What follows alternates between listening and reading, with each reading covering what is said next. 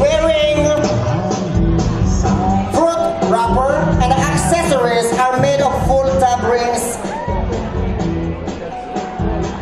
created by Miss Luz Biminda Rigunan.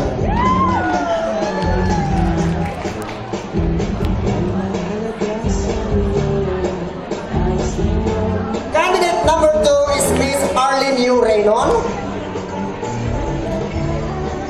Her dress is made up of dried corn husks and sticks on a used cloth.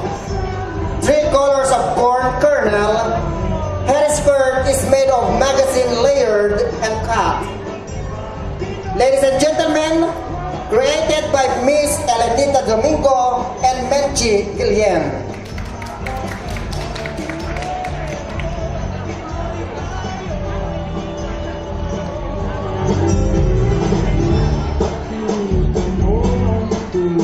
Candidate number 3 is Miss Cheryl N. Catiente.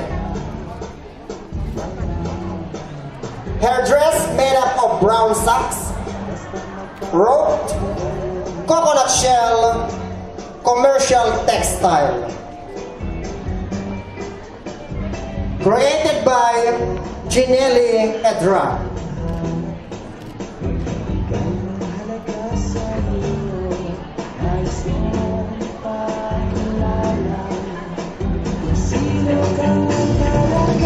Ang galing yung Pilipinyana niya.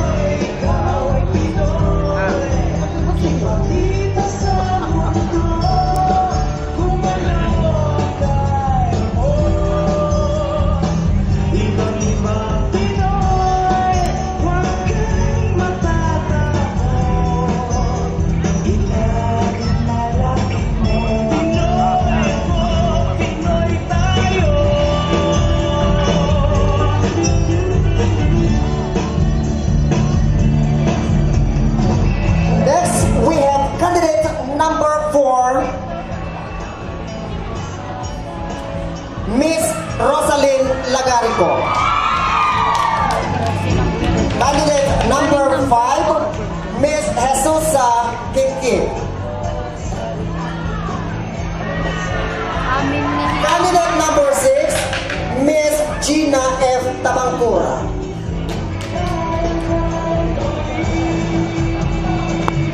Candidate number 4 is wearing the stylish version of the national costume of the Philippines, the Mestiza, which is also known as the Barot Saya.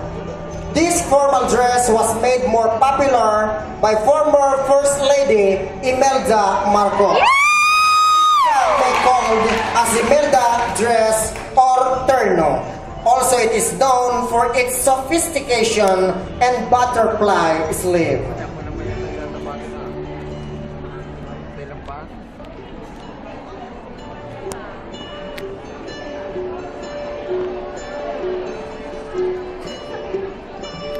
Ang galing ng damit. Candidate number 5 is Miss Jesusa Kiki. Her dress made up of magazines, CDs, straw,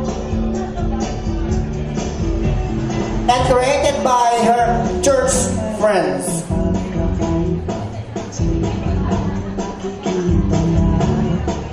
Improvise na lang.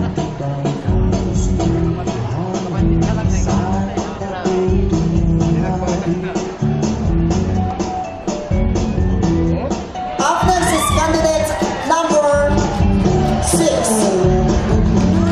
Miss Gina F. Tabangkura. Her dress is made up of cut, feather, commercial textile. Created by Edna Fontanilla and Malu Kabanatan.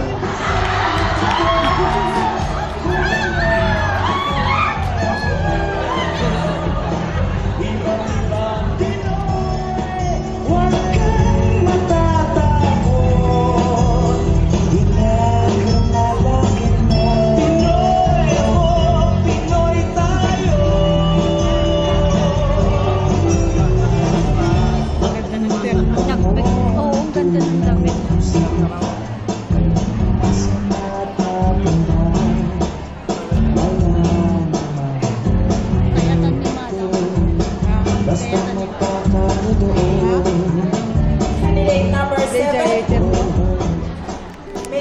Evangeline Tolentino.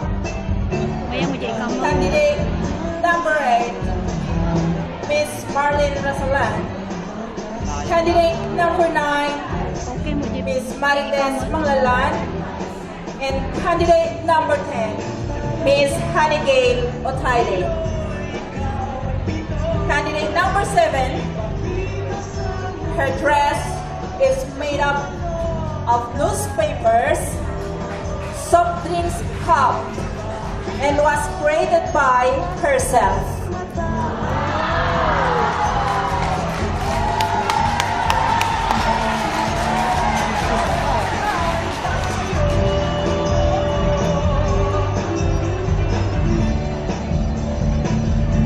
Up next is candidate number 8, Miss Marlene Dasalan.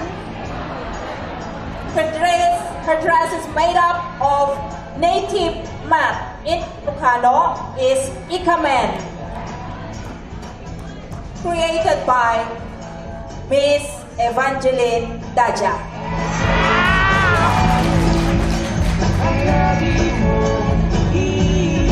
Ikaw mong kumapay dyan pay-pay na.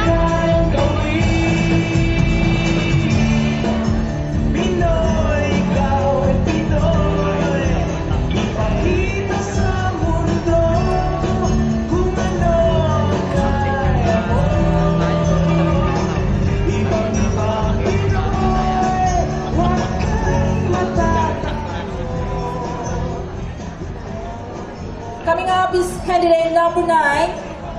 Her dress is made up of neckties, created by Miss Edita Albano and Miss Menchi Gillian.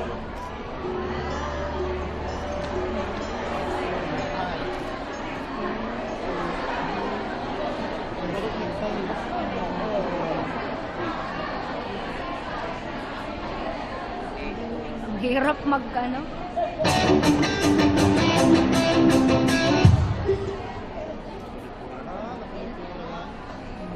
Native na native yan. And the last but not the least, candidate number 10, Miss Honeygale Otaide. Her dress is made up of corn husks, 3 colors of corn kernel, flour sack, and was created by Miss Fe Cabanatan and Miss Emeralda Palapad.